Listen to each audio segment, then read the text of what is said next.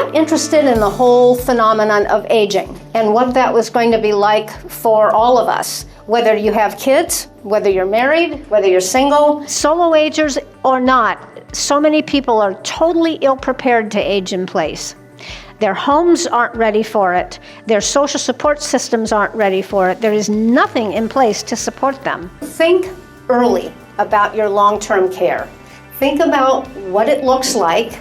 Go visit some places. I read a part of a research study. 81% had done some planning for their eventual demise. And they asked those same people, how many of you have done some planning for the care that you're probably going to need in that last 5 or 10 years of your life?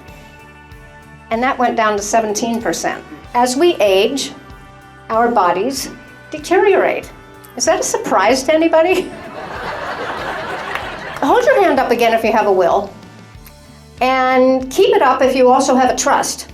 There was a woman who told me recently that her mother at age 70 had gotten some long-term care insurance, $140 a month.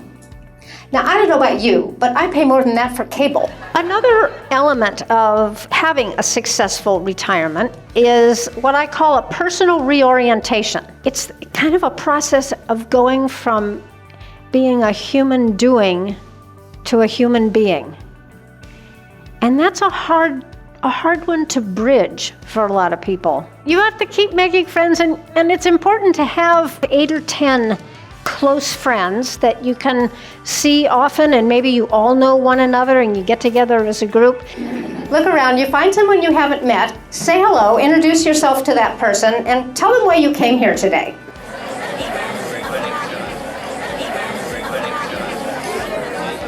What I just had you do is going to become one of your most important skills as you get older. These are the opportunities that solo agers have.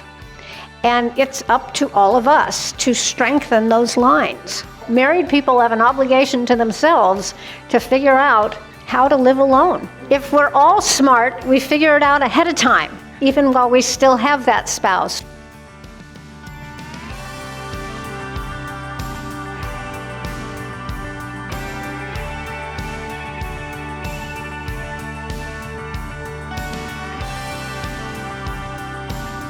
I'm not here to tell you what you should do because there would be 100 different answers. It's all about flexibility. I always like to say, put a good plan in place and then put it on the shelf and forget it and live your life. When I am an old woman, I shall wear purple with a red hat, which doesn't go and doesn't suit me.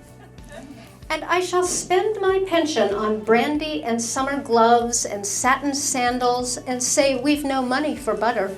But for now, we must have clothes that keep us dry and pay our rent and not swear in the street and set a good example for the children. We must have friends to dinner and read the papers. But maybe I ought to practice a little now, so people who know me are not too shocked and surprised when suddenly I am old and start to wear purple. Thank you very much.